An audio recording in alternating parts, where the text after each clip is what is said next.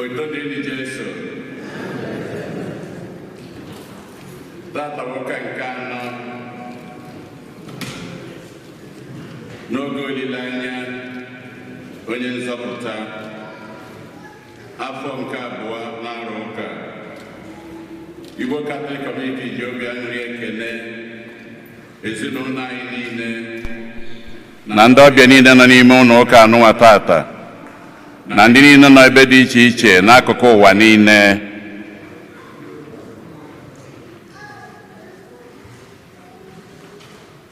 N'aja nke Maasị tata, ezinụlọ ihe si aba na-enye Chineke ekele n'ụzọ pụrụ iche.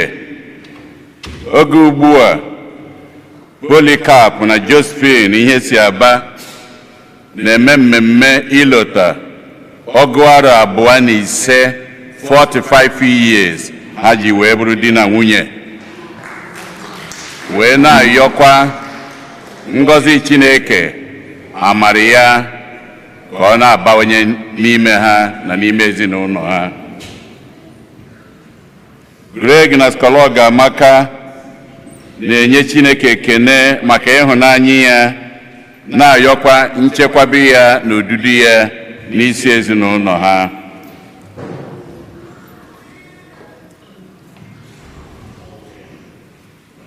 Ezinụlọ Ofiabulu na-enye Chineke ekele n'ụzọ pụrụ iche, na-ayọ amara ya na ngọzi ya nke dị iche n'isi Mma Ofiabulu. Oge ugbu a ọ na-elota mgbe eji wee mụọ ya, ka Chineke na-edu ya na-agbaziri ya. Ịma na Tony Ikeburu na-enye Chineke ekele n'isi Jude na Amaka Akudunobi, ndị nke mekwara mmemme mgbe ha ji wee bụrụ di na nwunye, wee na-ayọkwa ngọzi Chineke n'isi Sylvester Okonkwo na Ejike Arinze, ndị na-elotakwa mgbe eji were mụọ ha.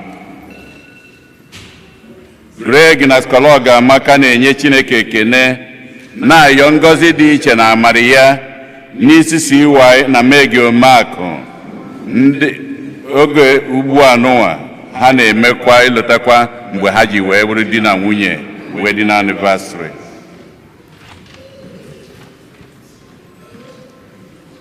Chimezie na Helen duru ihe sie na-ayọ maka Johnny Macy's, ka Chineke due ha ezinụlọ ha niile n'oge ọdịde anụnwa niile na n'oge mmemme niile anụnwa, ka Chineke na-agọzikwa ha duru ha na-aga. Teresa Oyige na-asị happy birthday n'isi King David Oyige, na-ayọkwa ngọzi Chineke amara ya na odudu ya n'isi ha niile n'isi ya. Ezinụlọ Osuji na-ayọ maka ihe Fidel na ihu nne Osuji na ezinụlọ ya ihe ha bụ n'obi.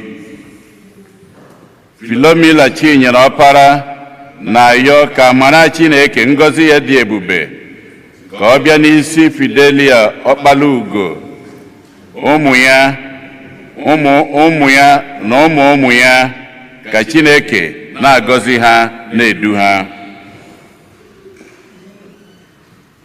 Uju na Robert Okoye na ezinụlọ ya na-enye Chineke ekele n'ụzọ pụrụ iche ka o si agọzi ụmụ ha, ọkachasị ụmụaka ịtọ ha, ndị nke Chineke tubere ugo mmụta ebe ọbụla ha na-agụ akwụkwọ, wee na-ayọ ka Chineke si etu a na-agọzi ha, na-edu ha, na-agbaziri ya na ezinụlọ ya.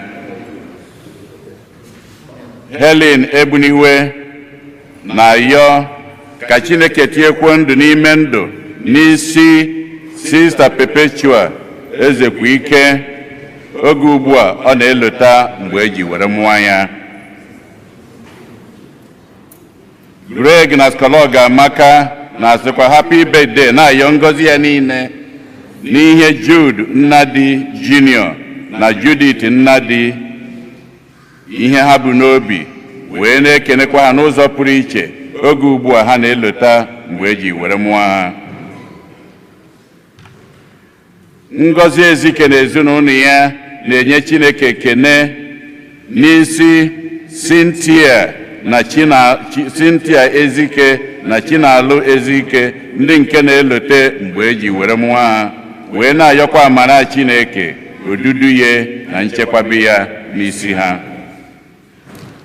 Benuche na ezinụlọ ya na-enye Chineke ekene ka o si wee zaa oku ha na-akpụ ya, wee na-agọzikwa, na-edu, na-ayọkwa ngọzi ya na odudu ya na amara ya n'isi Eric Uche, onye nke na-elotekwa mgbe eji were mụọ ya, ka Chineke na-edu ya na-agbazili ya.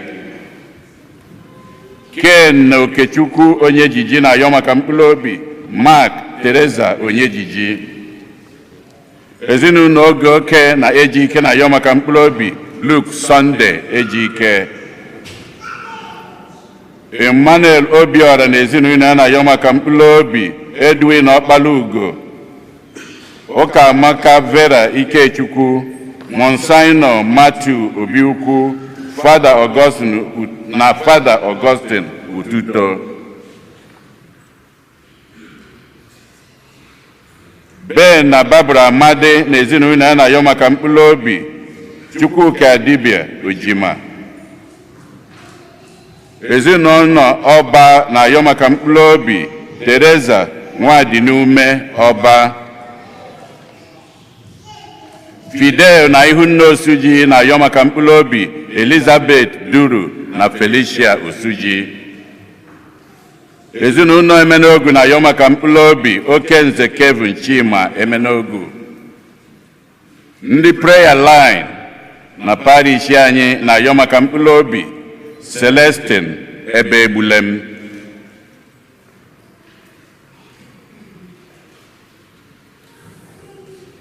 Helen Egbuniwe na-ayọ maka mkpụrụ obi.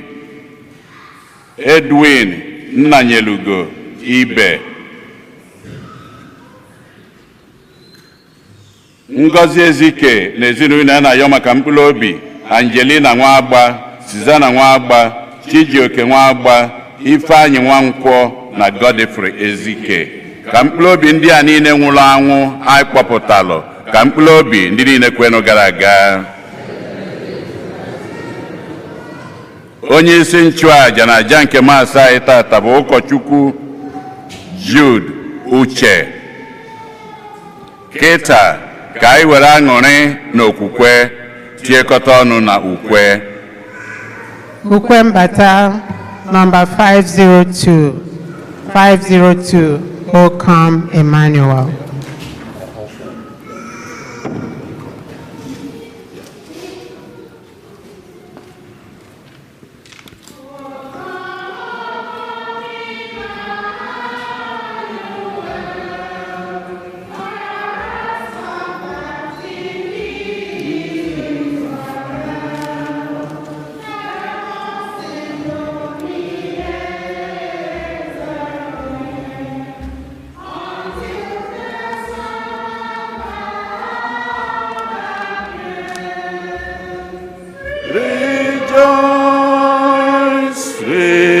Rejoice, Emmanuel shall come to thee, O Israel.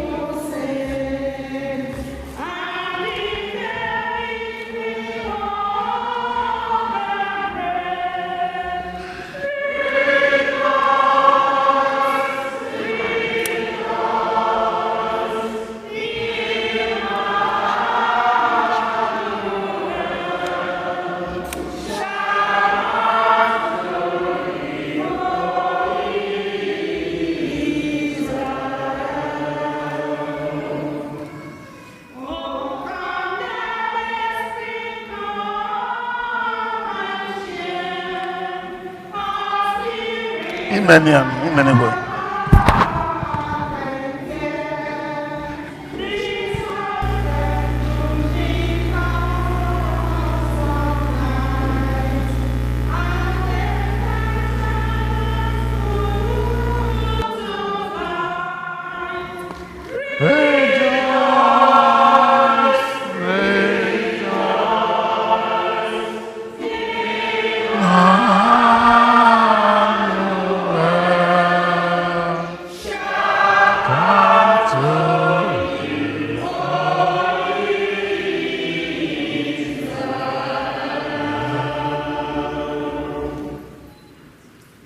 Good afternoon, everybody, and welcome to our service. In the name of the Father, and of the Son, and of the Holy Spirit.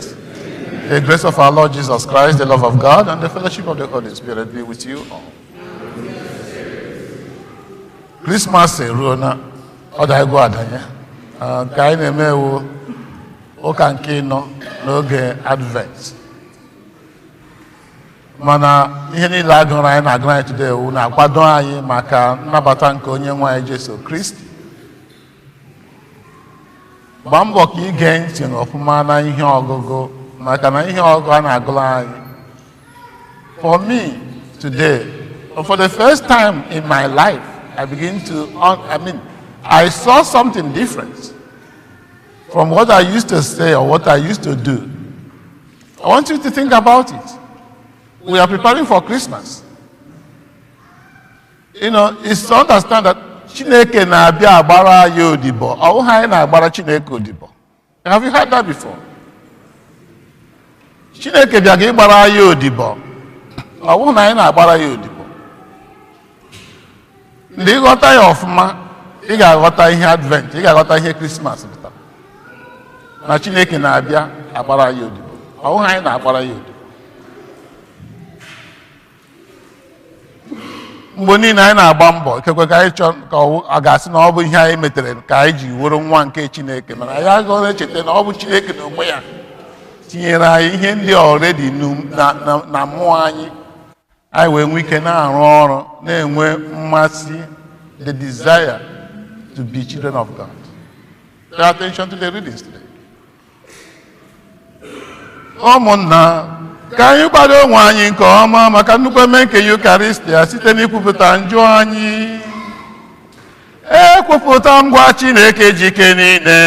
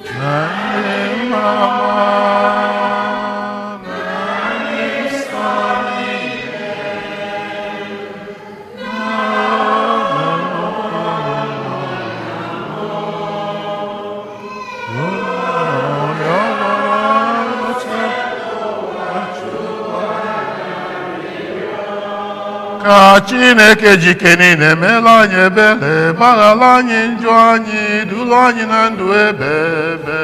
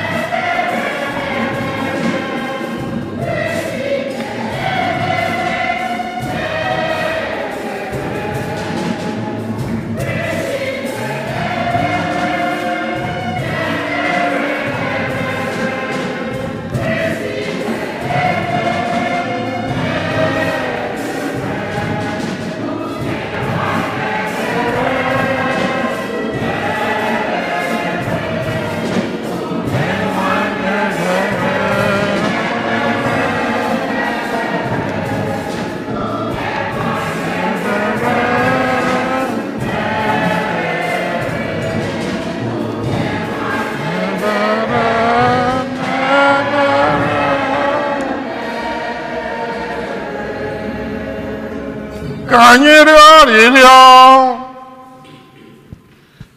Chineke biko were amara gị hụjuo n'obi anyị. I sitere n'aka mmụọ ozi zitela anyị ozi ọbịbịa nke nwa gị, mee ka anyị site n'ahụhụ na ọnwụ ya were bata n'ebube nke mbilite n'ọnwụ ya, site na dị nwe na Yesu Kristi nwa gị, onye gị na ya dị ndụ na-achị n'ịdịkọ n'otu nke mmụọ nsọ, otu Chukwu site n'ụwa tụ ụwa niile.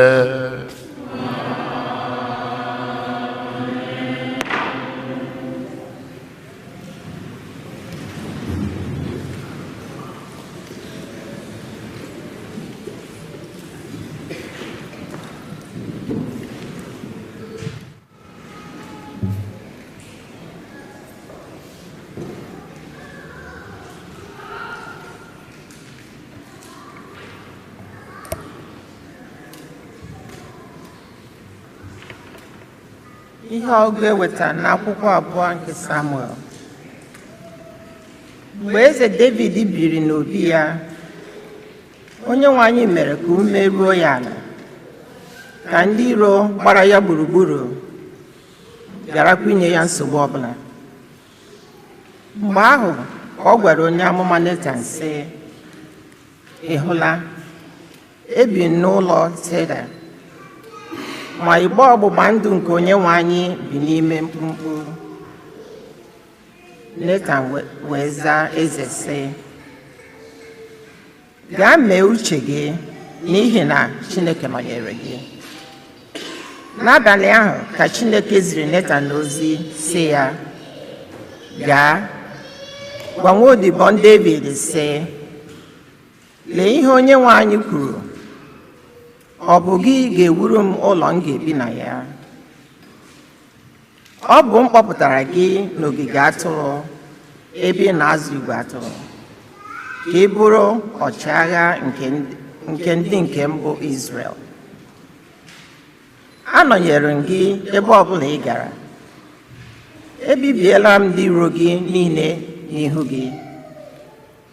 Aga m eme ka aha gị daa ụda dịka nke ndị ukwu ama ama n'elu ụwa.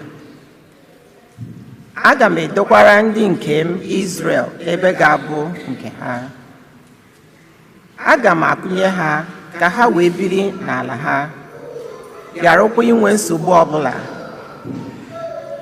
Ndị ajọ mmadụ ga-akwụsị inye ha ụdị nsogbu ahụ ha na-enwe na mbụ.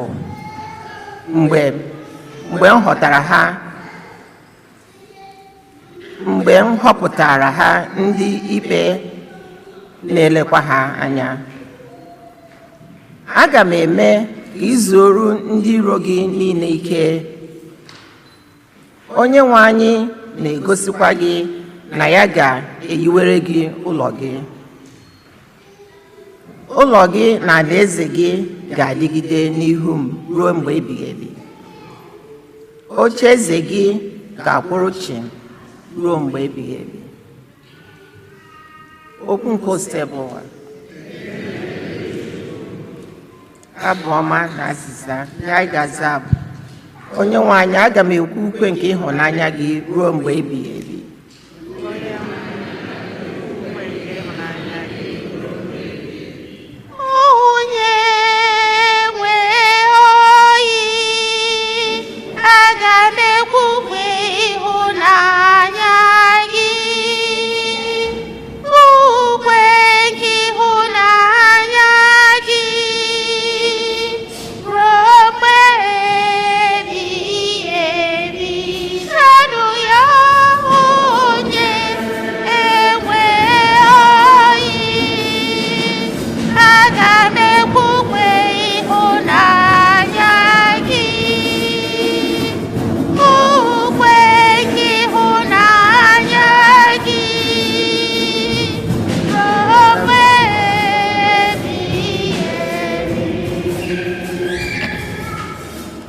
Onyenwe anyị, aga m ekwu ukwe nke ịhụnanya gị ruo mgbe ebighị ebi. Na ndụdụ gaa ndụ niile, ọnụ m ga-ekwupụta eziokwu gị. O were m anya na ịhụnanya gị na-anọgide ruo mgbe ebighị ebi. n'eziokwu gị guzoro ike dịka igwe ruo mgbe ebighị ebi. Onye nwe anyị, aga m ekwukwe ịhụnanya gị, ukwe nke ịhụnanya gị ruo mgbe ebighị ebi. mụ na onye m họtara ahụta agbaala ndụ. aṅụrị m gbudobere David iyi sị, aga m eme ka agbụrụ gị guzosie ike, aga m aguzobe oche eze gị ruo mgbe ebighị ebi. Ruo mgbe ebighị ebi. N'ọnụ ya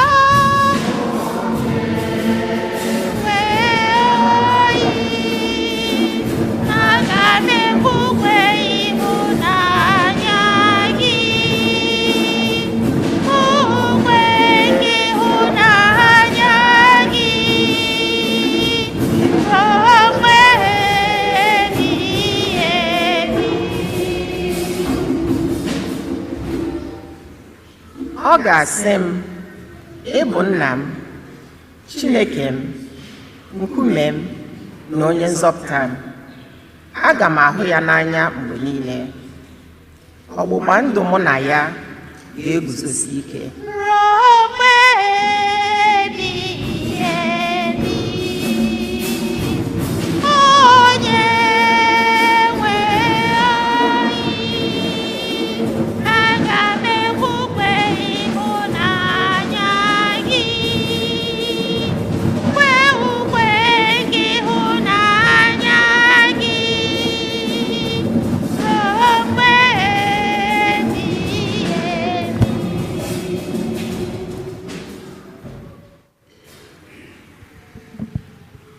Ihe ọgụgụ a wetara n'akwụkwọ ozi Pọl dị asọ degara ndị Rom.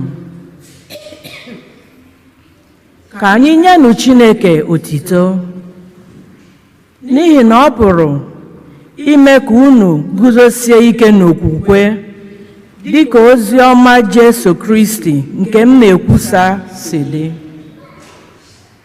na dịka ihe omimi ahụ ekwugerela anyị si dị, bụ nke ezoro ezo site n'ogologo mgbe ochie gara aga.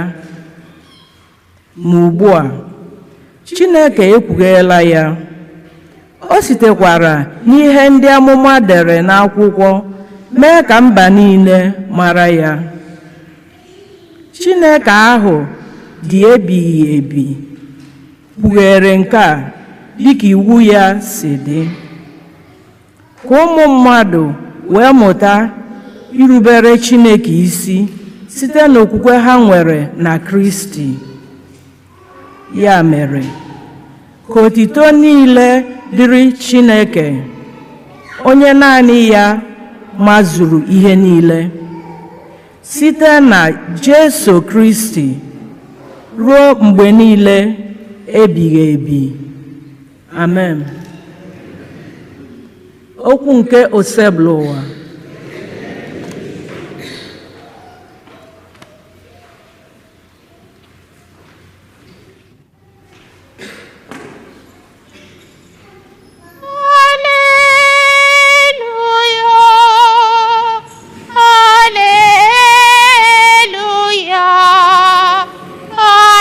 Hallelujah.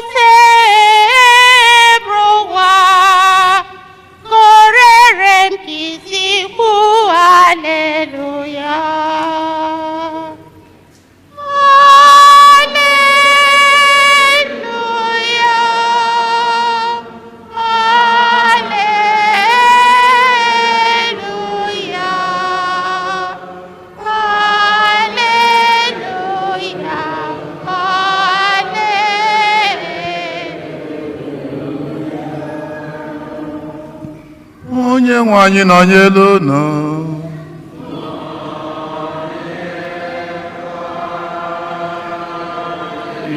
Ihe ọgụgụ nke ha si n'ozi ọma dị asọ nke Luku dere.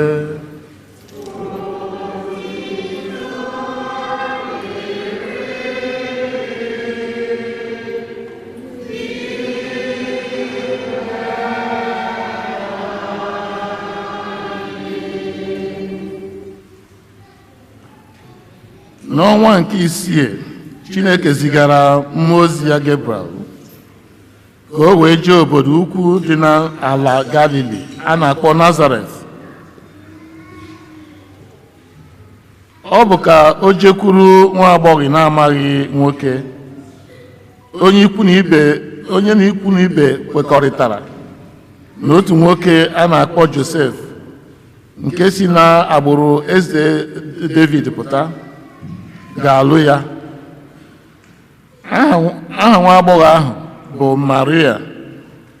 Mmụọ ozi ahụ wee bịakwutere Maria si ya, ekene ijupụtara na amara, onye nwe anyị nọnyere gị. Ma ụdị ekene nke a gbara ya gharị, nke na o bidoro na-ajụ onwe ya ihe ụdị ekene nke a pụtara. Mmụọ ozi ahụ wee sị ya, Maria, egwu atụla gị, n'ihi na ị natala amara n'aka Chineke. Lee, ị ga-adị ime, bịakwa mụta nwa nwoke. A ga-akpọ ya bụ Jizọs. Afọ a ga-akpọ ya bụ Jizọs. Ọ ga-abụ onye ukwu. A ga-akpọkwa ya nwa nke onye kasị elu.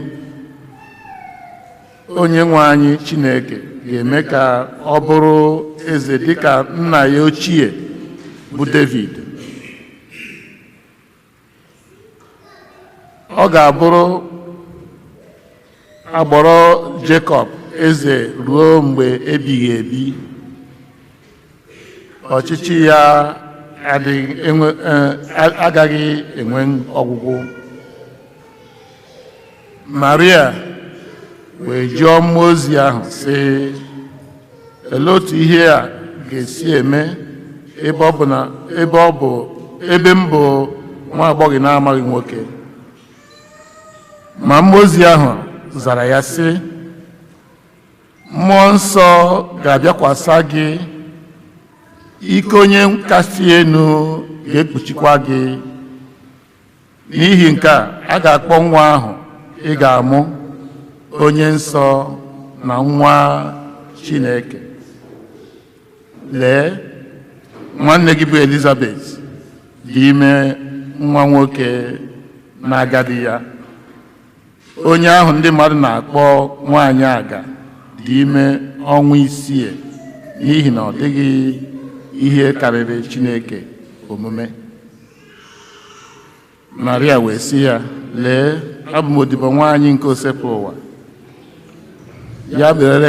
Ya rere m ka i si kwu. Mmụọ ozi ahụ wee pụọ n'ebe ọ nọ. Ozi ọma nke osepụ ụwa.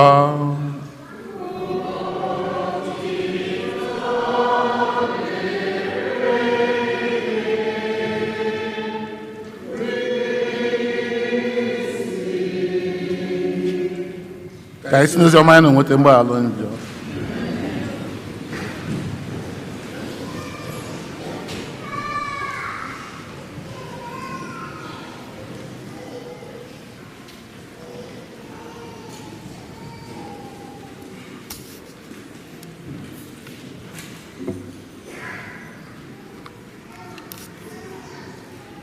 This is Christmas, and Orugweru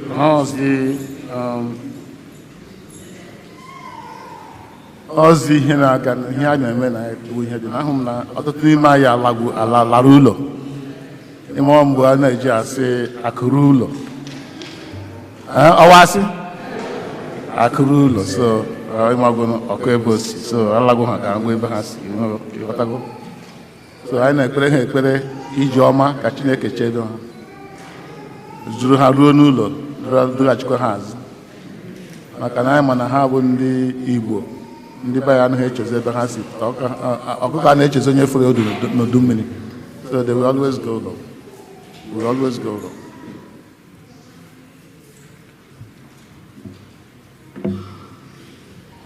Ịma na ihe ọgụ tata I don't know how to summarize it in a way because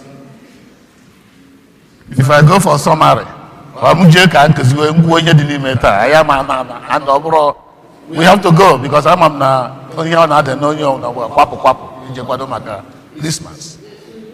Yes sir. Ịma ihe dị na dis na-ekwu okwu ya ụfọdụ na ngụcha ihe ọgụ you know the way church is the oche si mee church anaghị enye anyị time ikwu okwu ma nkuzi maka na nkuzi. Many of us have never been to church for the whole of this week. Many of us have not been able to read the Bible the whole of this week. So coming here is only an opportunity for them to hear the word of God or to think about praying. And of course, na inokwa America, ebe ọ na nwoke ezike. You know, ngwere gbago ukwu osisi aka akpara. So we have not to be working or not to be busy is not an option. So this is why it is important when I can see why Jesus said he looked at them, the crowd, they are like sheep without shepherd, and with their but ihe ọ ga-agụ right tata n'ihe ọgụ nke mbụ ige ntị ị ga-ahụ na David sị ka anyị rụọrọ Chineke ụlọ. Chineke o kwere ka ọ rụọrọ ụlọ. Elee ihe kpatara nọ?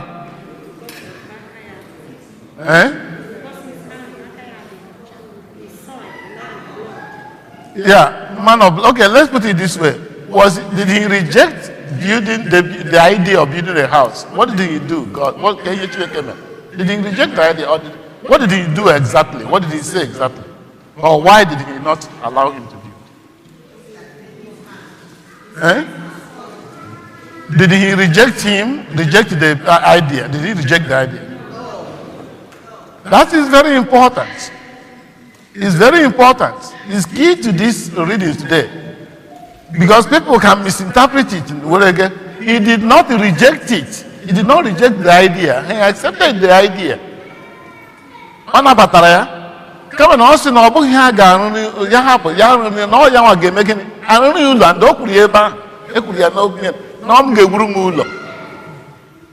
So David may not even have understood what he said because it took him beyond himself. Na ga-arụrụ ya ụlọ. Ọ ga-eme ka o wee kọwazie otu ọ ga-esi gọzie ya aha ya eju ebe ahụ ọchịchị ya ọkwa eze ya dị ebu and so and so forth okwezie ihe niile ọ ga-emere David. Ma eme mgbe o ji si ya mee gịnị na ọnwụghị ya ga-arụrụ ụlọ. Ọ dị very important. Kama ọ sị na ya ga-arụrụ ya ụlọ. Ọkwụ ịma Christmas ebe m nọ ana m agagharị oge ọbụla na-elegharị ihe niile and I see a lot of things, Christmas decorations, and some are so beautiful. And even and Kendi Mormon this time, even though we pray differently, we believe differently, but here Christmas decoration, Christmas and again, we don't know about ticket with the government. Church. It's so beautiful, so beautiful. And the Hindu why couldn't you do here Christmas? Why couldn't you decorate here Christmas? Because I didn't have time. In my hymn now, I like over. I want them na mother agwụ moto. Kim nyara moto gị ga na gas station. Gbara nyara ga nya ha ga member moto na enwe gas. Akwa eziokwu. So mgbe ọ na-ga mgbe o ji ike gwụ nche igba gas ga gbasara gị ga chọkwa ga gbasara gị. So but nke ahụ na awụ na ya awụ moto. I want mad. In other words, we say, cogite gosum, dekas with I am because with I think. So you people all reflect. So why couldn't you do this in you learn this? Yes. That's the microphone. I wish I had the microphone. Maka anyị na-eche ọbịbịa nke onye nwe anyị Jesu Kristi. Ọ kwesịrị okwu ndị maka iche enwe ihe ọzọ, onye ọzọ nwe ihe ọzọ na-ekwu, enwe onye ọzọ nwe ihe ọ na-ekwu. No, maka anyị na-eche ọdịbịa nke onye nwe anyị Jesu Kristi. Olee ihe David ji chọọ ka ọ rụọrọ Chineke ụlọ? Ọsịsọ. Olee ihe David ji chọọ ka ọ rụọrọ Chineke ụlọ?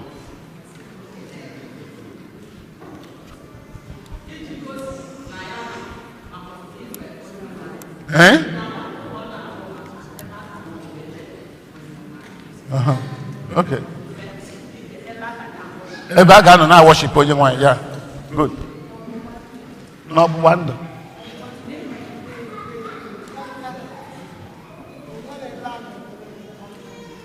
Ark of Covenant. The Ark of Covenant. So,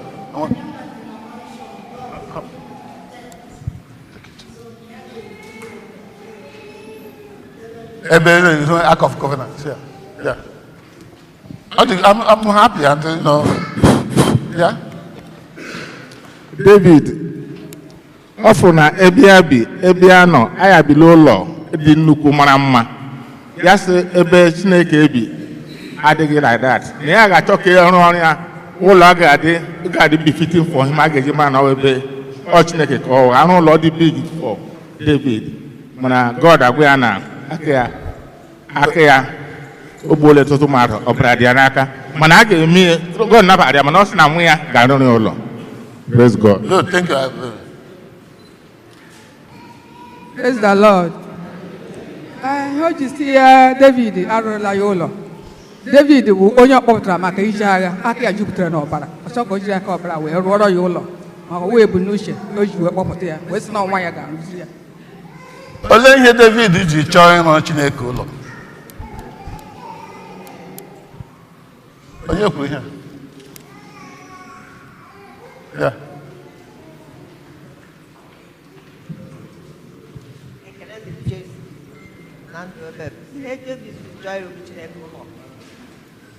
Ihe David ji chọọ ịrụrụ Chineke ụlọ bụ ka o wee kene Chineke maka ihe niile. That's the answer. That is the whole answer. Thank you very much. It's important. You see, it's important. It's very important. David chọrọ ịrụ Chineke ụlọ ka o wee kene. Have you heard that before? It's important to listen to the reason. It's important. It's not just all the things. It's okay to understand the rest of them, but to understand why o ji chọọ ịrụ ụlọ bụ ka o kene ya maka ngọzi ọ gọziri ya. And ya gazie bless karịzie that blessing ka a na-akpọ ka o mezi in form of covenant. Onye ji sị aga m arụrụ gị ụlọ, agbụrụ gị ga-anọzi, aga m emekozi nka ndị iro emezi onye ga na-enye gị nsogbu, gị nọdụ n'udo, wee a ga-esizi n'ọgbụrụ gị mgbe ịlagbaziri ga zuo ike with your forefathers, na ọgbụrụ gị ka a ga-esi nwetazi onye ga-eme gịnị achị anọchizie ebi. That's a covenant ka o builds you. From that builds a covenant. It's important to trace how God reveals himself along the way. It's not just the birth of Jesus Christ. This has been, look at the Paul, look at second reading. It has been something God prepared from time immemorial. It's very important. Because why are you decorating the Christmas? Why do you put up the Christmas bunting? Why? Why do you do it? Because Socrates, the ancient philosopher, said, unexamined life is not worth living. It's not enough in the make. Why do you do the Christmas decorations? Why do you put it? To decorate the place. A preparation for the coming of Christ. Yeah, but why? There's a reason why. To celebrate it. I can. That's the reason. That's why you are celebrating and you are talking about the blessings of the whole year, and you are wishing others the new year. That's why you are doing that. It's a way of expression.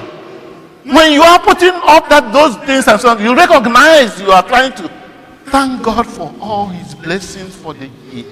And you go out all yourself because of this recognition to extend the gratitude, because Iraponka na-enye ndị ọzọ ma nebo gị ma ndị hụrụ ma ndị na ndị chete kene so nem kene Chineke. That's what you doing in the gift. That's the purpose of doing it. It's important because unexamined life is not worth living. That's why it's important in our church to understand it's not enough that we go church. It's not, why? Because man, as a man, doesn't involve himself, that doesn't have any relevance in his life. Relevance is important. The reason. That's why 1 Peter chapter 3 verse 15 says, always be ready to share the hope you have with other people when they ask you about the hope you have. That's why these questions are important. Be ready. And you see, even when the angel, I'm going to cut it, come down and say, Mary, where does you see, the whole thing, Mary now became a part of the whole salvation history. Mama, you see, why now am I working? In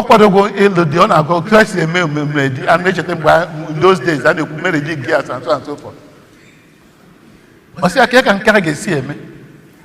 Surprise on your DJ. All the 7, if you go through that reading, all the 7 surprises on your name. Igadime, Igamoke, Agapoya Jesus, Ogabon, Ogabonia Diso, Nihi Agapoya one Chineke, Agamenka, Ogachi, Oga, Ochoga were watching Kena Yochi with David. Ogabure Aboro Jacob, Onyes the Chichi when Jedebe. One leg one you dime where Elizabeth and Aponyaga. I didn't name it. Yet I was surprised. Is it not true? Yet this is not a surprise. And Mary said, behold the handmaid of the Lord, feared. Let it be done to me according. He said, what else? Because I say, more God said, 1 year there, Maka, when you're preaching again, oh, always there, Nadim, Neto Silemibo, oh, Kitcheneke, because we're making us rock. And when Bossy, oh, Ebemga, one Kitcheneke, and rest of them, I was the queen, I am the queen. We are only asking Mary to be queen. Mary never called herself queen. Or the Bongwanye, oh. Makamoni of us now, Neko, Neko, can, Amen, can. Chetan, Onye, Chineke. A Christian is one who serves, who lives for the sake of others, to serve other people. It's important when you think about this, because when you go to Zechariah chapter 4 verse 1, on about Zerubbabel, who is discussing, not by my power, not by your will, but by the power and by the Spirit of God, not by the will, not by your strength, but by the Spirit of God. And you go to 2 Corinthians chapter 12, verse 9, they talk about the power. When Paul said, I'm tired, I cannot, he said, my grace is enough for you. My grace, my strength works in weakness. All this Mary and rest of it is just weakness. All the time of man, God comes in the whole place. And if you go to Romans 8:26, you will see all the same thing. We receive grace upon grace. Who God himself, who works up the desire, who does the work and gives us the desire to be his children. We go forward to say, I am a Christian. You know, I don't become a priest because that's the Catholic. That's not the reason I became a priest. Until today, I don't even think whether that should have been enough for me to be a priest. Yeah, of course, they played a role in planting the seed or watering the seed. They didn't plant it. It was planted by God already. That's why Tai Shaddai, a Jesuit priest in 1955, said, we are spiritual beings on human journey. We are not human beings on spiritual journey. We are spiritual beings already. That's why if you are humble, Okechukwu Jude Uche. If I answer my name is Okechukwu Jude, it's not complete. I'm not a Nam, but I can't answer my name without a Nam because I'm also a Nam at the same time.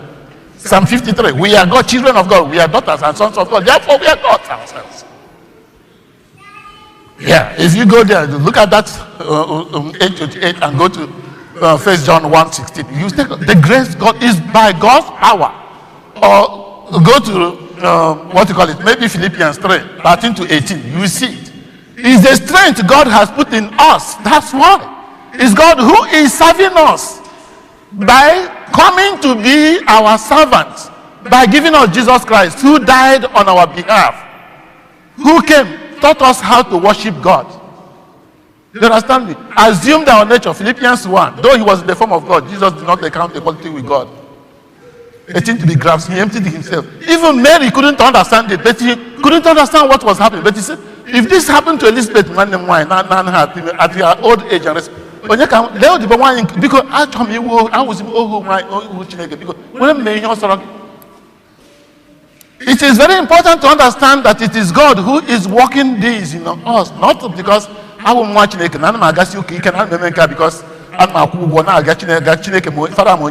they're not going to church because of the priest. Don't tell me you are going to church because you're a priest, or you are a Catholic because you're a priest. It has nothing, because the priest can go tomorrow. Or you can, another place you can meet. There may not be that same priest you like. But you have to have a relationship. Because that's why Advent or Lent is prepared to help you to prepare yourself. All we are doing, because I have not been to heaven, and I'm sure you have not been to heaven, is to give us spiritual disposition to be able to understand our relationship with God. That's why for John chapter 14 verse 27, he talks about peace is my farewell gift to you. Shalom, the Hebrew we call it. Shalom is peace. It's not peace without difficulties.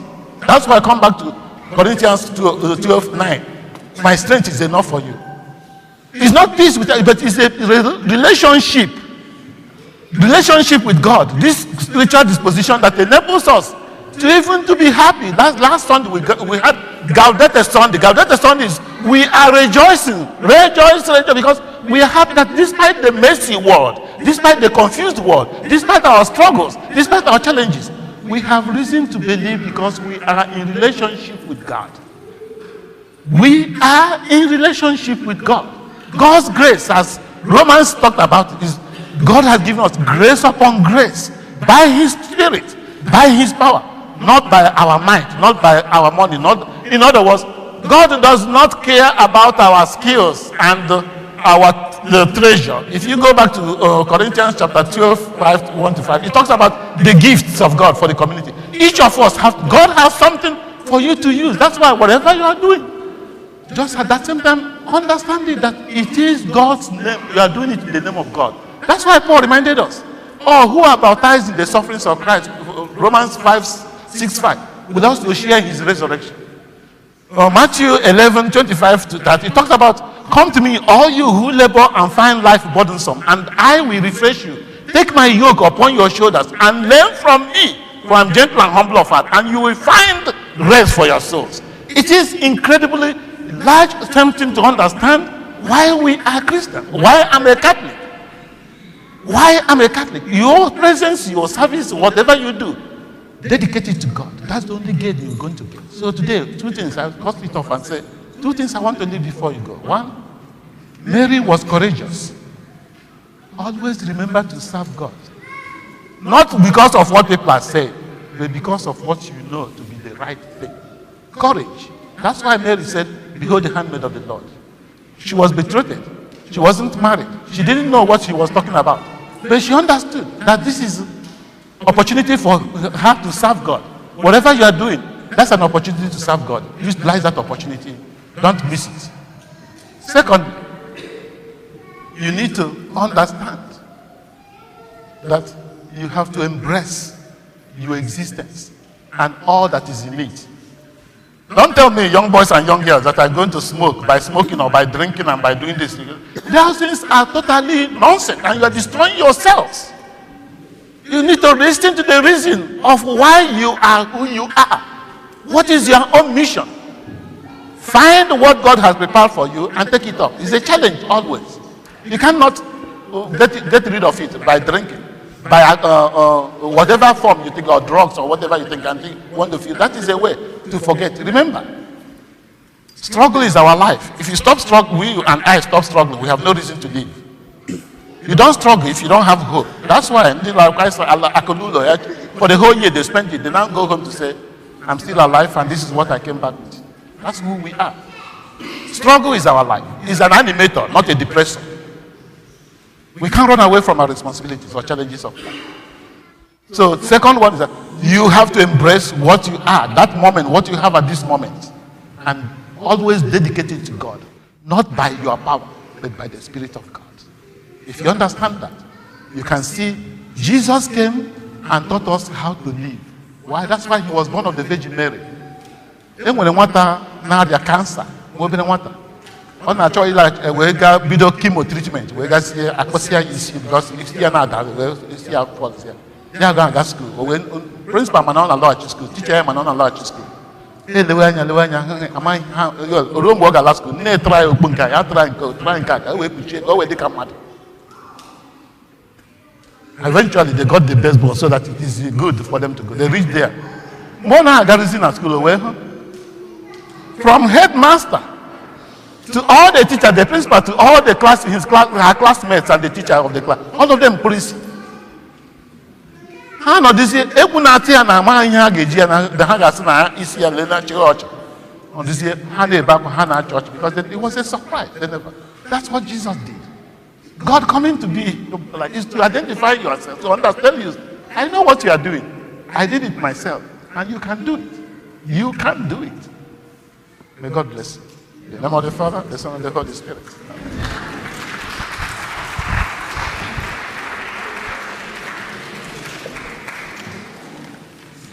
Ekwe m n'otu Chineke.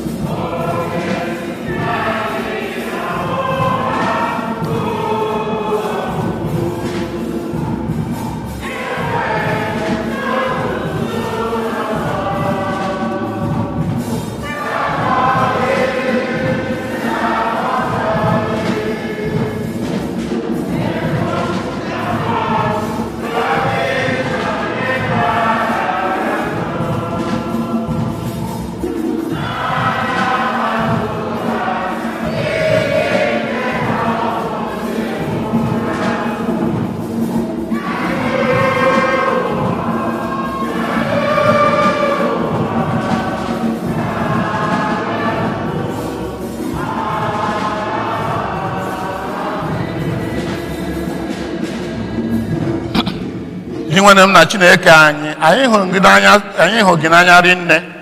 Anyị chọrọ ịrụrụ gị ụlọ dịka David, mana njọ ekweghị anyị. Njọ akpọmasị obi ọjọọ ekweghị anyị.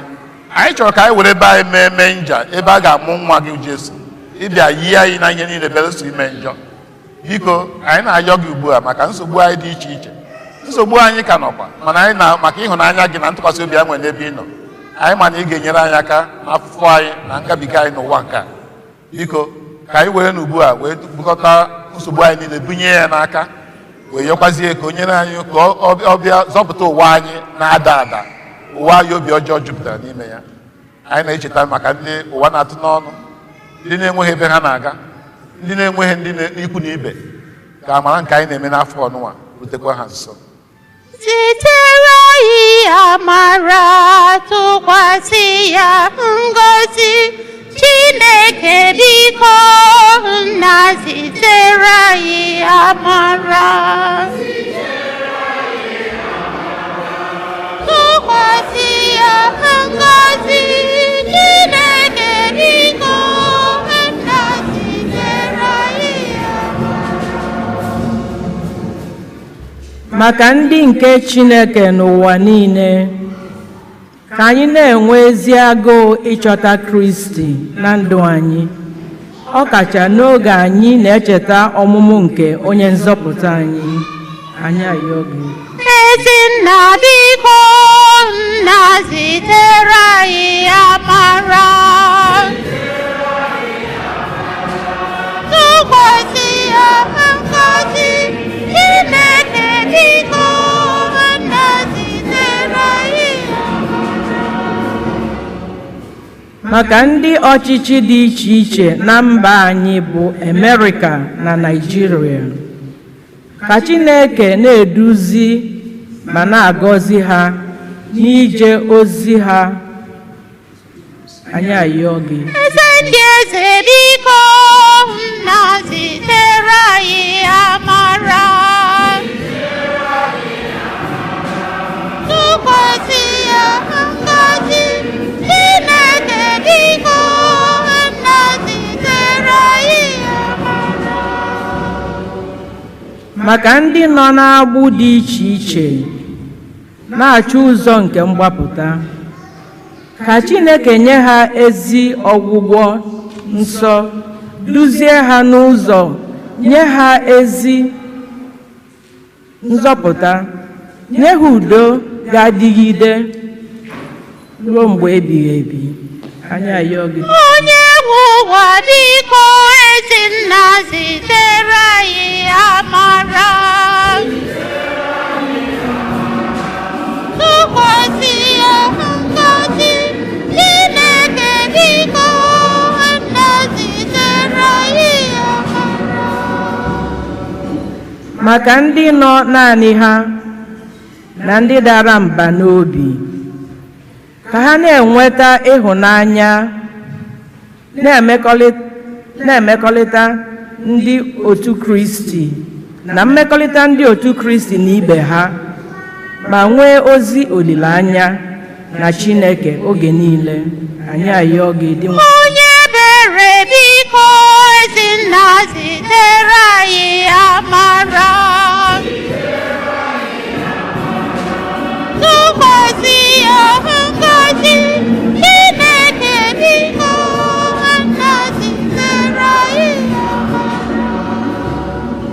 Maka ndị nke Kristi, ọkacha anyị niile n'ọgbakọ nke St. Eugene, ka anyị na-ekwusa ozi ọma nke Kristi site n'okwu ọnụ na omume anyị oge niile. Anyị ayọ gị dị nwenụ. Ezinna biko nna, zitere anyị amara. Tụkwasị ya ngọzi. Chineke biko nna, zitere anyị amara. Maka ndị kwere ekwe rapụgoro ụwa a, ọkacha ndị anyị na-echeta na Jamasị tata, ka ha site n'arịrịọ anyị nweta ebere Chineke na ezumike ebe ebe n'ala eze eluigwe. Anyị ayọ gị. Onye nwe ndụ biko si nna zitere anyị amara. Zitere anyị amara. Ụbọchị ya ngọzi Chineke biko nna zitere anyị amara. Ka anyị hụnata isi maka mkpa ndị ọzọ dị anyị n'obi. Anyị na-ekele gị Chineke maka nwa gị nke nyere anyị bụ Jesu Kristi, onye bịa n'ụdị anyị, ihe anyị n'ihe niile belụso ime njọ. Anyị na-ekele gị maka na ọ kụziela anyị ihe onye ịbụ, anyị wee mata gị nke ọma, wee na-efezi gị ugbu a na ndụ anyị. Na-ekelekwazi gị maka mmụọ nsọ nke inyere anyị na-edu anyị n'ihe niile anyị na-eme. Ka mmụọ nsọ gị nọ duo anyị, ka anyị jisi gbasara gị odibo n'ụwa anụwa, ka abịa ihe ga-ebebe n'eluigwe site na Kristi inwe na anyị nọ.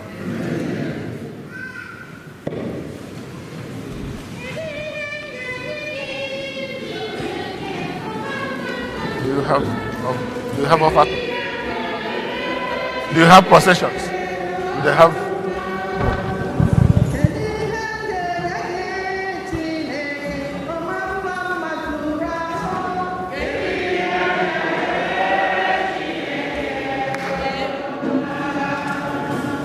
Ọ bụ onye ga-akọchasị mmeso ọma Chineke, naanị abụọ ọma ka njeribịa n'iru gị Chineke, abụ otito ka njeribịa ezi Chukwu, soro mụ na-eto ya. Ọ dị mma soro mụ tobe ya. Ndị nke Chineke bi ya nụwo kọrọ unu ihe Chukwu mere m n'ebe nnọọ. Ịhụnanya Chineke karịsịa soro m too chọkwa mgbe niile mgbe gụrụgo. Ị na-azọ ya eleghị anya n'azọ, n'ime mkpọgbu ka mgbe gụrụ gị akwa ịzara m Chineke. O eze n'igwe, o abụ otito m ga-eji wee kelee gị o Chukwu nna m. Abụ otito m ga-eji jaa gị mma, o Chineke dị mma, ebube gị.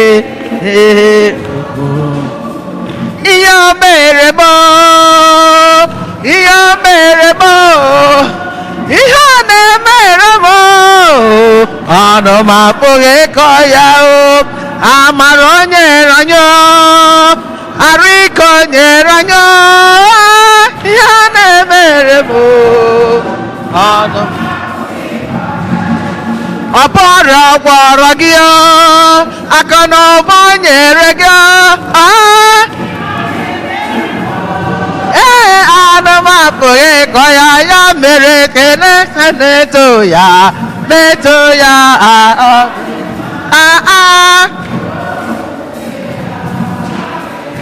Ndị nke Chineke bi ya nụwo ihe Chukwu mere m n'ebe nnọọ. Anya Chineke soro m too chọkwa mgbe niile mgbe gụrụgo. Ị na-azọ m eleghị anya n'azụ, ebe mkpa gị ka mgbe gụrụgo ọkwa ịzara m Chineke. O ezigwe, o abụ otito iwe kene ya Chukwu nna m. Abụ otito gaa gị mma, o Chineke dị mma, ebube gị dị okwu. Kene Chineke n'omela, ekele dị mma, onye kere ụwa ịbụ onye ọma, onye ọma, onye ọma. Kene Chineke bulie ya elu, eke o dị mma, onye kere ụwa, onye ọma, onye ọma. onye ọma, ọdụm egbe Juda, onye ọma, ịbụ onye ọma, ịbụ onye ọma, nwa Maria, onye ọma, ịbụ onye ọma, ịbụ onye ọma, echeta obi esi ike, ịbụ onye ọma, ịbụ onye ọma. Onye ọbụla kene Chineke janụ ya mma mma, kene onye kere ụwa, onye ọma, onye ọma, kene Chineke janụ ya mma mma mma mma mma mma mma mma mma mma mma mma mma mma, onye ọma, onye ọma. Ihe ebube emeela n'uwe, ihe ebube emeela n'uwe, ihe ebube emeela, ihe ebube emeela, ihe ebube emeela, kelenu ya, o kelenu ya, o kelenu ya, o kelenu ya, onye o mere mma, biko kelenu ya, onye nwere ndụ, nna biko kelenu ya, onye ọ chọrọ mma, biko biko kelenu ya, onye o nyere ọṅụ, biko soro m kelenu ya. Ihe ebube emeela, ihe ebube emeela n'uwe, ihe ebube emeela n'uwe, onye isi wee hụ ụzọ, ngwa wee gawa ije. Ihe ebube emeela, ihe ebube emeela, ihe ebube emeela, kelenu ya, o kelenu ya, onye o mere mma, onye ọ gọziri, onye ọ chọrọ mma, onye o nyere ọṅụ, onye nwere ụmụ, biko pụta aka ikelenu ya. Ọ gọziela onye ya Chineke nna, na ọ gọziwa onye ya ebighị ebi.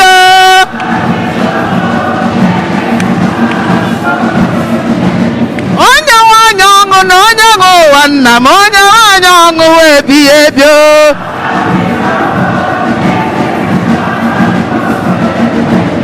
Ọgwụ ọgwọ m ọrịa na Chineke nna, na agwọ ọgwọ m ọrịa m ebighị ebi.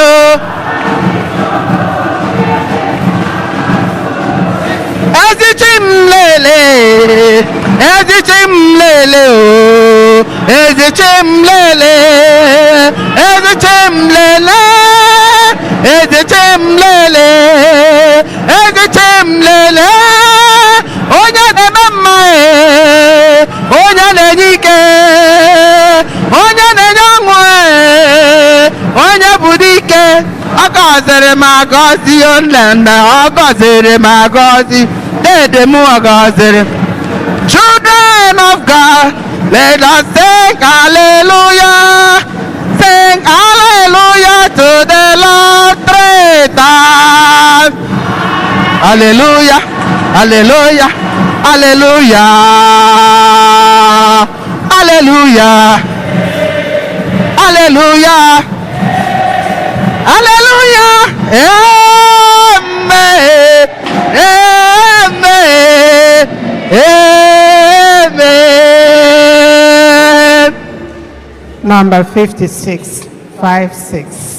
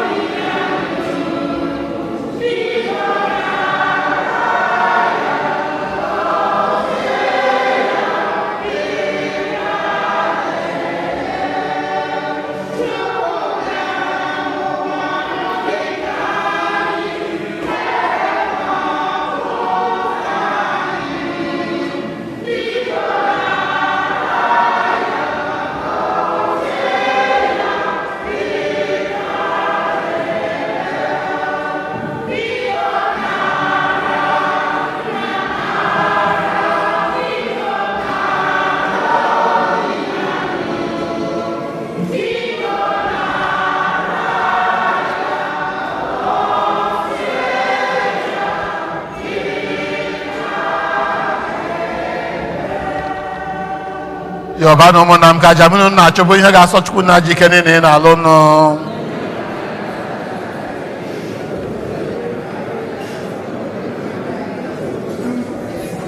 Di nwenu anyị ji aṅụrị na-ebute onyinye n'ebe nchụaja gị dịka isi were mmụọ gị doo Maria asọ mgbe ọ dị ime nke so otu nwa gị.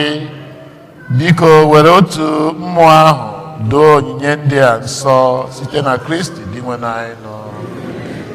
Onye nwe anyị nọnyere unu.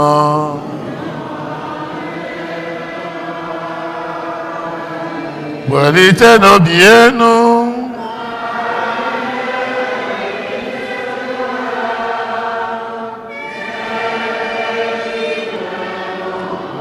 Ka anyị nye n'ụdị nwe na Chukwu anyị ekene.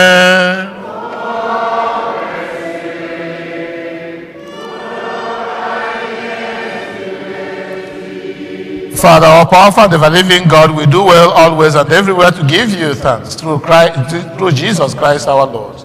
His future coming was proclaimed by all the prophets. The Virgin Mother bore him in her womb with love beyond all telling. John the Baptist was his herald and made him known when at last he came.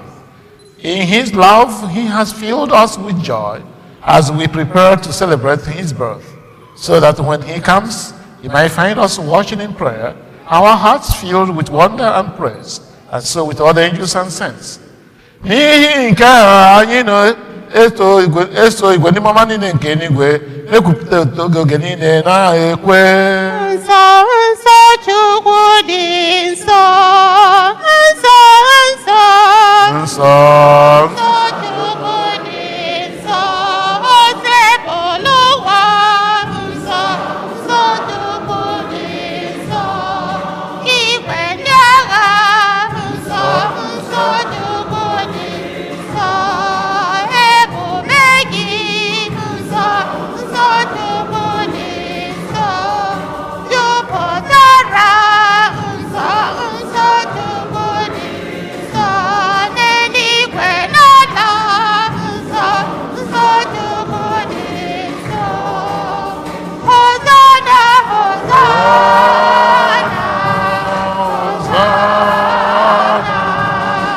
Hosanna n'elu kasị elu. Hosanna, Hosanna,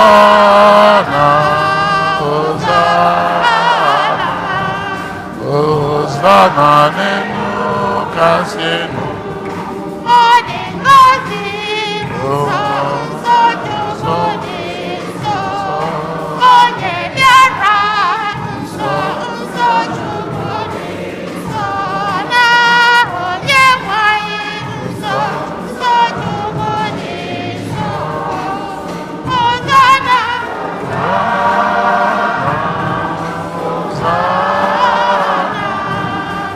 Hosanna n'elu kasị elu. Hosanna, Hosanna, Hosanna n'elu. Nna anyị dị nsọ ezie, sọ gị na-edu ihe dum nsọ. Anyị na-arịọ ka ido onye ndị a nsọ site n'ịkwasa ha mmụọ gị ka ha wee ghọọla anyị ahụ na ọbara nke onye nwe anyị Jesu Kristi, onye bịa tupu edinye n'ọnwụ nke o ji aka ya wee na-alụ wela ncha.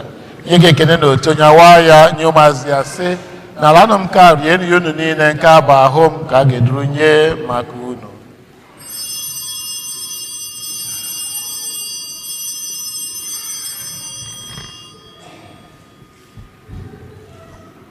Otu ọkwa ka o si mee mgbe ha richara nri anya so bụrụ iko ma ya nyekwa gị ekene na otu binye ụmụazị ya sị, n'ala nụ m ka ṅụọ dị ya unu niile, nke a bụ iko nke ọbara m, nke ọgbara ndụ ọhụrụ dị ebe ebe. A ga-agba ya n'ihi unu na n'ihi mmadụ niile ka e wee gbaghalụ njọ. Na-emenụ nke a na ncheta nke m.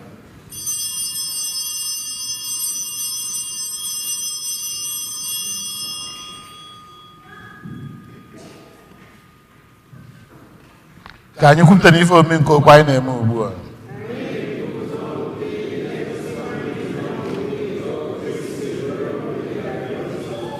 Nna, na ncheta nke ọnwụ na mbilite n'ọnwụ nke nwa gị, anyị ebinye gị acha nke a dị ndụ na iko nke nzọpụta, anyị na-ekele gị n'ihi na ikwe ka ndị mmekwu n'ihu gị na-efe gị. Anyị ji umeala arịọ ka anyị bụ ndị na-ata ahụ n'ọbara nke nwa gị nke Kristi bụrụ otu site na njikọ nke mmụọ nsọ. Nna, cheta nzukọ gazi ụwa niile, mee ka ịhụnanya gị jupụta ya, gọzie pope anyị bụ Francis na bishọp anyị bụ Jose na ndị ofe ọta gị niile. Chetakwa ụmụnne anyị ndị okwe wee gaa n'ezumike nke ọnwụ, kpọbata ha na ndị ọzọ niile nwụrụ anwụ n'ihe nke ebube gị. Biko meela anyị niile ebere ka anyị so Virgin Maria dị ngọzi, nne nke Chukwu, na ndị apọstọl na ndị nsọ gị niile na ndị mere uche gị n'ụwa wee keta ndụ ebe ebe, ka anyị sorokwa na-eto gị na-edo gị ebe site na Kristi dị nwere anyị. Ihe niile kere eke na-eso ya bụ Kristi, na-esikwa n'ime ya na n'aka ya, na-edikọ n'otu nke mmụọ nsọ, na-enye gị bụ Chukwu na ji ike niile, nsọpụrụ na otito niile site n'ụwa tụ ụwa niile.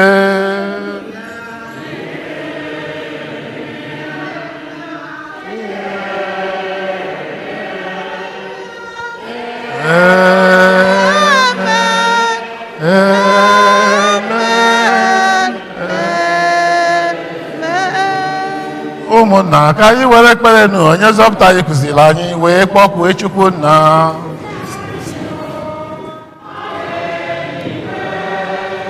Otito dịrị ka ọchịchị gị bịa, eme uche gị n'ụwa, eme uche gị n'ụwa dịka esi eme ya n'igwe. Nye anyị tata nri nke ụbọchị anyị, gbaghara anyị mmehie anyị dịka anyị si gbaghara ndị mehiere anyị. Ekwela ka anyị kwenye n'abalị, ekwela ka anyị kwenye n'abalị, na-azọpụta anyị, na-azọpụta anyị n'ajọ ihe, na-azọpụta anyị, na-azọpụta anyị n'ajọ ihe.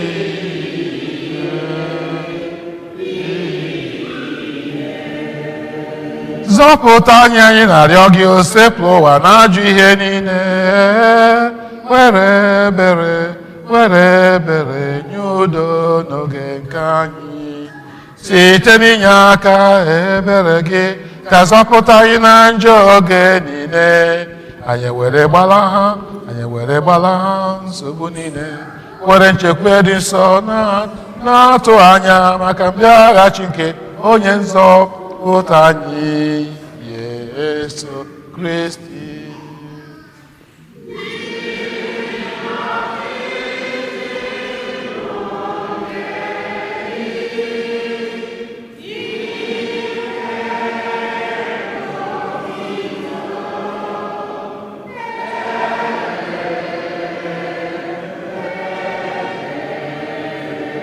Onye nwe anyị Yesu Kristi, onye gwara ndị apọstọl gị, udo nke m ka m na-ahapụ n'unu, udo nke m ka m na-enye unu, elekwana anya na njọ anyị, kama lekwasị anyị n'okwe nke nzukọ gị. Nye ya udo na ịdịkọ n'otu mgbe niile ka uche gị siri chọọ, gị bụ onye dị ndụ na-achị ebe.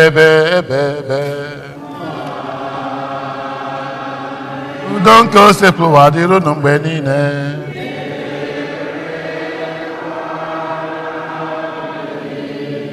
Nye m aka gị,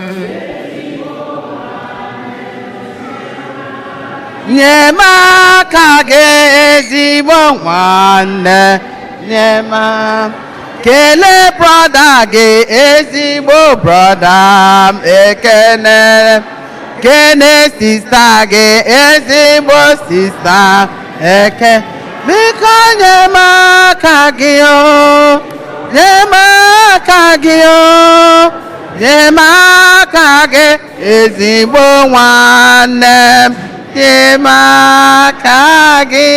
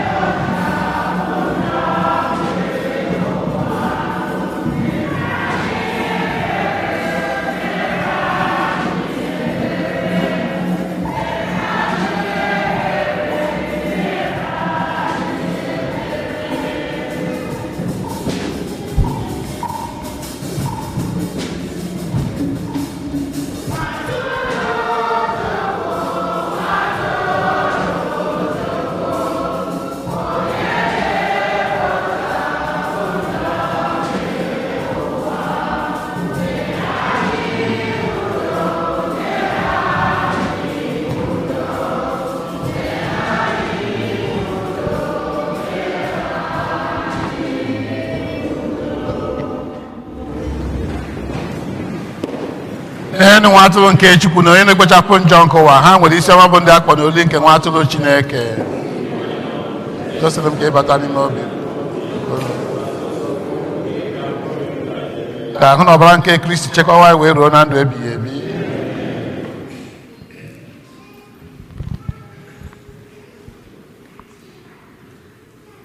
Hymn number 113. 113.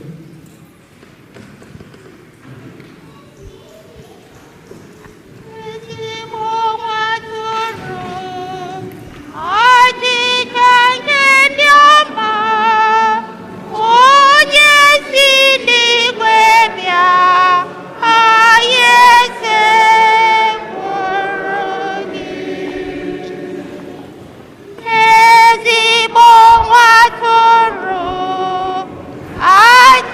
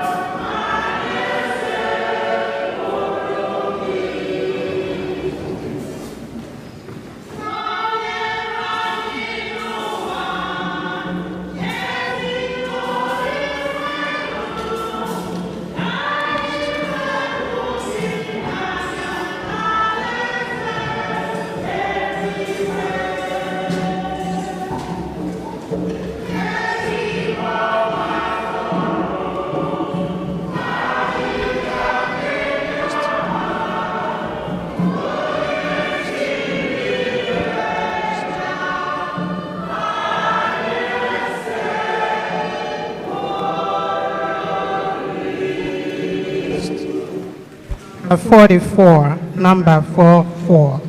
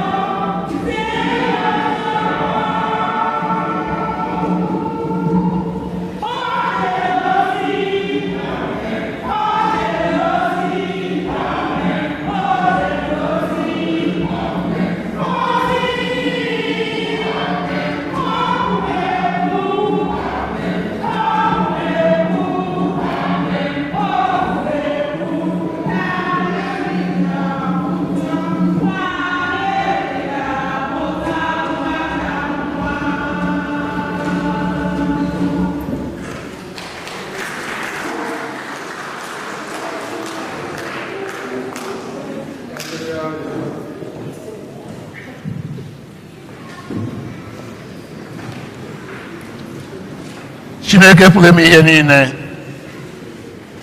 inyere anyị oriri nsọ nke eji agba anyị ume na nke ndụ ebighị ebi nke ikwere anyị na nkwa. Anyị na-arịọ gị otu anyị si erute nso na nnukwu oriri nke nzọpụta, mee ka anyị were nsọpụrụ na-eme emume ihe omume nke ọmụmụ Kristi nwa gị, onye gị na ya dị ndụ na-achị ebighị ebi.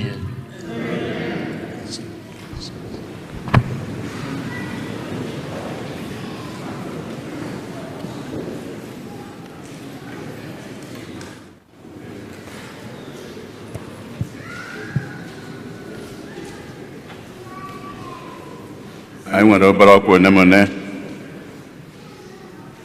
Tata bụ Disemba 24, ya bụ ụra arụsị ma ọ bụrụ na ọ bụ Krismas ka anyị si eme n'ụlọ. Tata ka ndị nọ n'ụlọ anyị maka o si adụ. Mgbede tata ama enwe nwoke ebe a.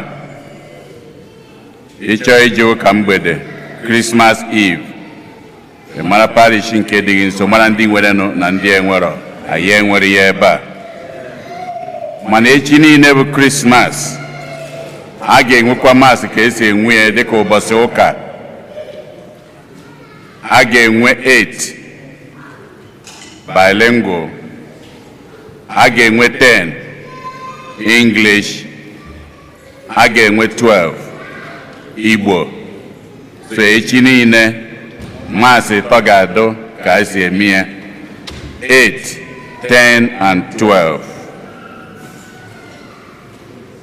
Then next Sunday, December 31, a ga-enwekwa ụka ịtọ dịka ụbọchị ụka. Ụbọchị ahụ bụ ụbọchị ụka. A ga-enwe 8, nwee 10, nwee 12.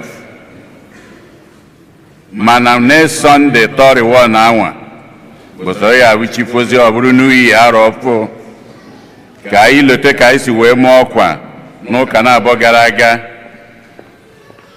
Ndị Holy Spirit Charismatic Renewal na anyị na-elote na ha na-ayọ ndị parish niile ka anyị nọkọ ọnụ. Ọ ga-ebido na Satọde nke anụ anyị na-abịanụ. A ga-eme crossover. So ọ ga-ebido 6 p.m. Fada ya afụkwado maka ya ụkọchukwu bụ Fada Osuagwu Gerard. 6 p.m. ebe anụnwa crossover. Then on Sunday 6 p.m.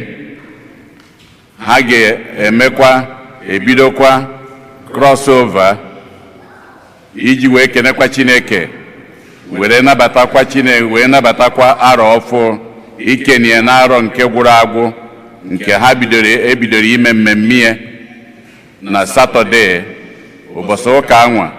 Ekene Chineke wee yọkwa anyị ncha nọkọ ewere kakwa ụka were nabata arọ ọfụ. So ka anyị lote Saturday this week anyị banyelu, a ga-enwe crossover 6 p.m. Sunday December 31 a ga-enwe ụka ka anyị si enwunye, ma na mgbede ya 6 p.m. a ga-ebidokwa crossover were banye arọ ọfụ. Chifozie Monday a ga-enwekwa ụka ugboro ịtọ. A ga-enwe 8, a ga-enwe 10, a ga-enwe 12. Eji m n'aka na o were anyị anya etu ahụ ka ọ ga-esi wee do.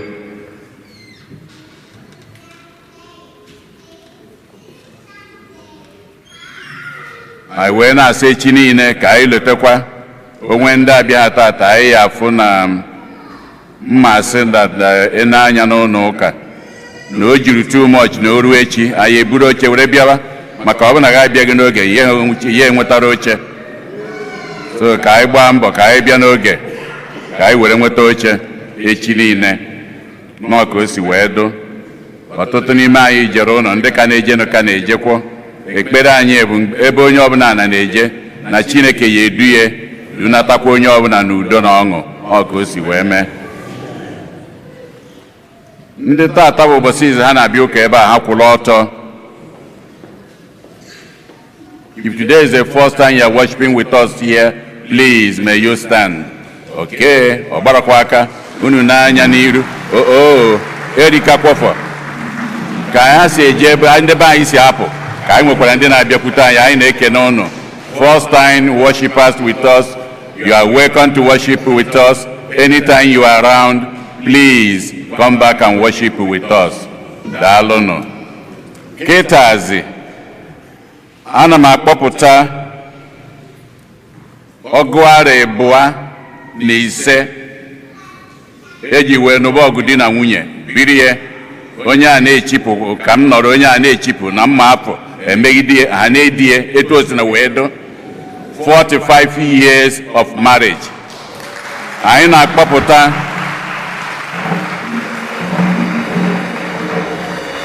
Polycarp na Josephine ihe si aba ị na-ene ha anya ile ori na ọtata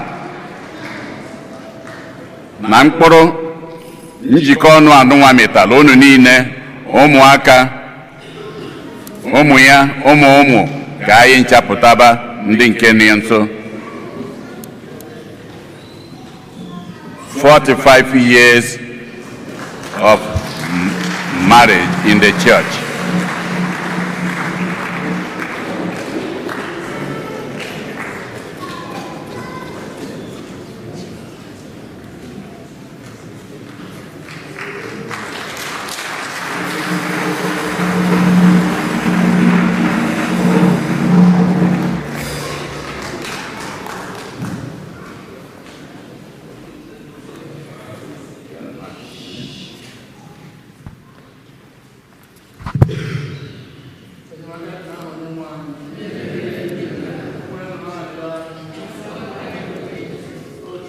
Aí você fica.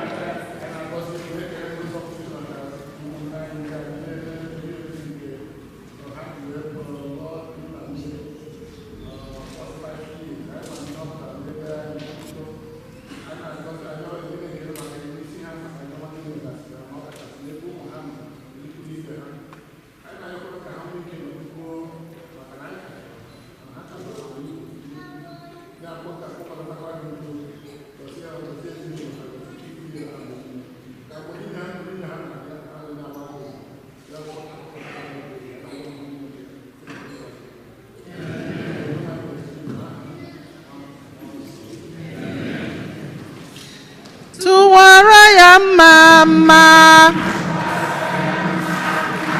si ya n'omela, Eze Jizọs tụwara ya mama,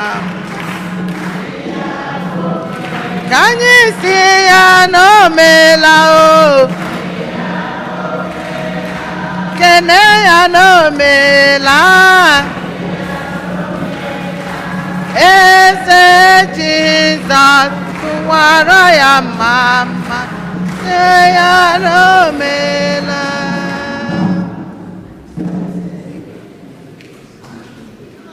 Anyị na-ekene ndị niile bịara ebe a tata wee na-ayọkwa echi onwe ndị anọghị ebe a ka ha mee ka ha mata na anyị ka nụ ya ka ha bịa ka anyị ncha nọkọrịa ọnụ were ka ụka Krismas. Were oghere a wee na-ekenekwa ụkọchukwu du anyị na aja nke maasị tata.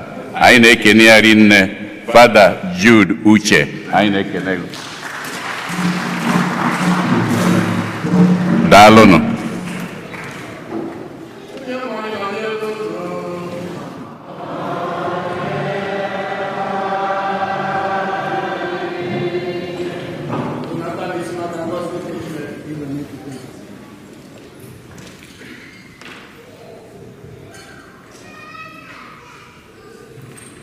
Ka Chukwu onye kpọrọ unu onye unu na-efe gọzie unu na mmemme nke anyị ji anabata ọmụmụ nke nwa ya bụ Jesu Kristi onye ọbịa mee anyị ka anyị bụrụ ezigbo otu ụmụ nke Chineke ka uli nke ọmụ ya nke afọ ọnụnwa bara unu uru kpọdepụ unu nso n'ebe ọ nọ gọzikwa unu na ikwu na ibe unu ka unu were aṅụrị pụrụ iche wee nabata ọmụmụ ya site na Kristi dị nwe anyị nọ ka ọ gbaa unu ume maka ndị na-ata afụfụ ndị nọ na nsogbu ka ọ kwudosi unu mgbe niile na-eduzi unu n'ụzọ ziri ezi site na mmụọ nsọ ka o gosikwazie na ọ bụ ya bụ Chineke kasị ihe niile na-egbochiri unu ihe ọjọọ na ihe esimike niile unu na-eme enkaụnta na ndụ unu ka ndụ unu ebi n'ụwa bara unu uru ka unu nwee ike itozu oke ịbanye na alaeze eluigwe site na Kristi afọ dị anyị nọ ka ọmụmụ nke nwa ya nke afọ ọnụnwa bụrụ nke anyị ji ejigbota aṅụrị na-anabata na-ajọkwazie ngọzi ya ndị niile ebe a na ndị na-anọghị ebe a ọkachasị ikwu na ibe anyị ndị na-arịa ọrịa na ndị na-enweghị ebe ha na-aga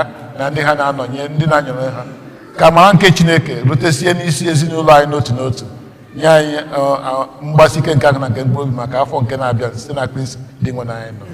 Ya bụ ka ngọzi nne nke dị nwe anyị Jesu Kristi gọzie unu n'aha Nna na Nwa na Mmụọ Nsọ dakwasị unu wee nọnye unu mgbe niile. Laba n'udo na misa agwụsịgo.